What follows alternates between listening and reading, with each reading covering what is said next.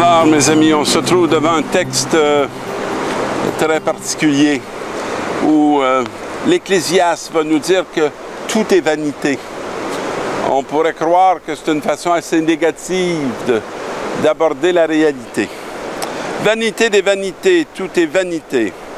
Un homme s'est donné de la peine, il était avisé, il s'y connaissait, il a réussi, et voilà qu'il doit laisser son bien à quelqu'un qui ne s'est donné aucune peine. Alors, à quoi ce bien va-t-il servir? À la construction ou à la démolition? Est-ce qu'il va être dans la fécondité ou est-ce qu'il va engendrer la stérilité et la nourrir? Cela aussi est vanité, c'est un scandale. Que reste-t-il à l'homme de toute la peine et de tous les calculs pour lesquels il se fatigue sous le soleil? Alors, est-ce que nos énergies sont investies au bon niveau? Tous les jours sont autant de souffrances, ses occupations sont autant de tourments. Même la nuit, son cœur n'a pas de repos. Cela encore est vanité. Alors, c'est comme si ce texte nous invite à nous reposer dans le Seigneur, dans la confiance, dans la providence. Je retrouvais ça beaucoup dans mes grands-parents et aussi dans mes parents.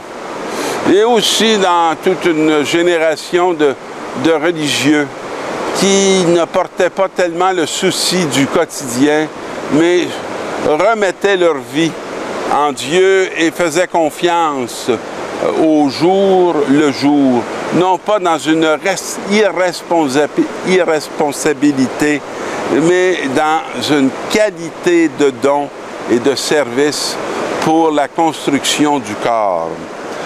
Dans la deuxième lecture aux Colossiens, « Frères, vous êtes ressuscités avec le Christ, recherchez les réalités d'en haut. C'est là qu'est le Christ assis à la droite de Dieu. » On peut facilement niveler notre monde ou notre réalité à ce qui appartient qu'à ce qui est en bas. Le en bas n'est pas nécessairement quelque chose de malsain.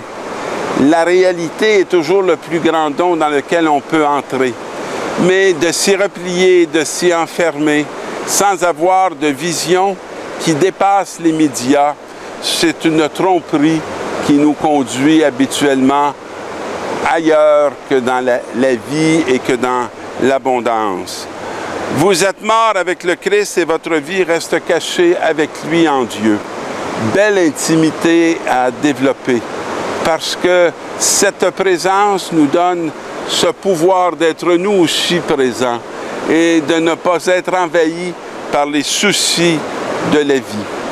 Nous ne sommes pas invités à être remplis de soucis, nous sommes invités à être dans la responsabilité et aussi d'être dans la communion pour, avec nos frères et nos sœurs, pouvoir établir un royaume qui rend possible la justice, la paix et la joie. Alors, faites mourir en vous ce qui appartient encore à la terre. Tout est nommé, je n'ai pas le goût de vous le répéter, débauche, impureté. Ce n'est pas des jugements moraux, c'est des invitations à trouver le bon chemin, à trouver la bonne route. Alors, celui que le Créateur refait toujours neuf à son image et qui est invité à se construire pour la vraie connaissance. L'expérience de Dieu est une expérience qui est fondamentale, qui est de la plus haute importance, et de consacrer sa vie pour amener des hommes et des femmes à découvrir cette richesse est un chemin qui permet la libération d'un monde qui a besoin d'être affranchi de tous les mensonges et de toutes les tromperies. Dans l'Évangile, nous retrouvons cette parole de l'homme qui amasse pour lui-même. Alors, c'est un frère qui s'approche de Jésus et qui lui dit « Maître, dis à mon frère de partager avec moi notre héritage. » Il est en train d'en faire un notaire, il est en train d'en faire un avocat, il est en train d'en faire Et Jésus va dire, « Qui m'a établi pour être votre juge et pour faire vos partages? » C'est une réalité qui nous appartient. Mais pour bien le faire, il faut être dans un esprit. Puis s'adressant à la foule, « Gardez-vous bien de toute âpreté au gain. » On ne peut pas dire que ce n'est pas une parole très ajustée à notre monde. Car la vie d'un homme, fût-il dans l'abondance, ne dépend pas de ses richesses. On peut être riche et complètement mort. On peut être pauvre et entièrement vivant. Et on le voit souvent à travers des gens simples et humbles qu'on rencontre, qui sont pleins de joie, pleins d'espérance, pleins d'ouverture, pleins de sens de l'autre, toujours prêts au partage, toujours prêts à mettre la main à la charrue.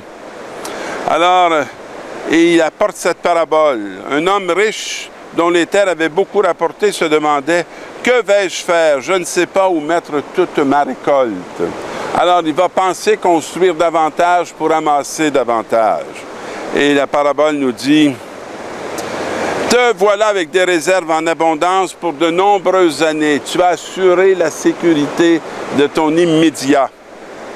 Repose-toi, mange, bois, jouis de l'existence.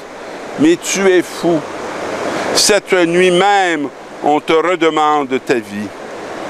Et ce que tu auras mis de côté, qui l'aura? » Alors, mes amis, il y a des abondances qui sont absurdes, mais il y a des partages qui sont remplis de sens. Alors, s'appauvrir pour le partage, pour l'équité, pour la fraternité, c'est un bien qu'on amasse maintenant pour la vie éternelle, pour une fécondité qui va se poursuivre après même la fin de notre existence.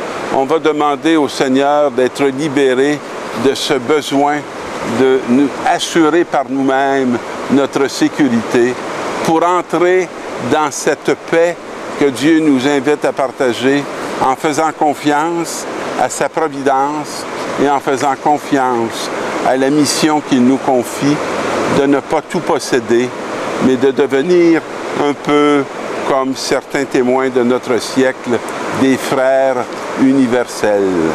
Alors, bonne semaine mes amis, et que votre bien soit partagé avec ceux que le Seigneur vous invite à faire route pour qu'ils soient dans un monde meilleur. Amen.